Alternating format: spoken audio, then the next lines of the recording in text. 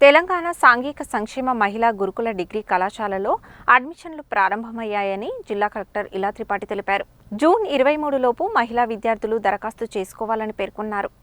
నల్గొండ పట్టణ పరిధిలోని చర్లపల్లిలో ఉన్న తెలంగాణ సాంఘిక సంక్షేమ మహిళా గురుకుల డిగ్రీ కళాశాల అడ్మిషన్ల ప్రక్రియకు సంబంధించిన వాల్ పోస్టర్ను శనివారం జిల్లా కలెక్టర్ ఇలా త్రిపాఠి ఆవిష్కరించారు. ఈ సందర్భంగా ఆమె మాట్లాడుతూ మహిళా గురుకుల డిగ్రీ కళాశాలలో బీఎస్సీ, ఎంఎస్సీ, బీకాం, బీఏ కోర్సులు అందుబాటులో ఉన్నాయని తెలిపారు. దరఖాస్తు చేసుకునే విద్యార్థులు 10వ తరగతి, ఇంటర్మీడియట్ మార్కుల మెమో, కుల ధృవీకరణ పత్రం, ఆధార్ కార్డు జిరాక్స్ కాపీతో పాటు 5 పాస్పోర్ట్ సైజ్ ఫోటోలు మరియు 2025 తర్వాత పొందిన తాజా ఆదాయ ధృవీకరణ పత్రం జతచేయాలని సూచించారు. గ్రామీణ ప్రాంత విద్యార్థులకు 1,50,000 లోపు, పట్టణ ప్రాంత విద్యార్థులకు 2 లక్షల లోపు ఆదాయం ఉండాలని చెప్పారు.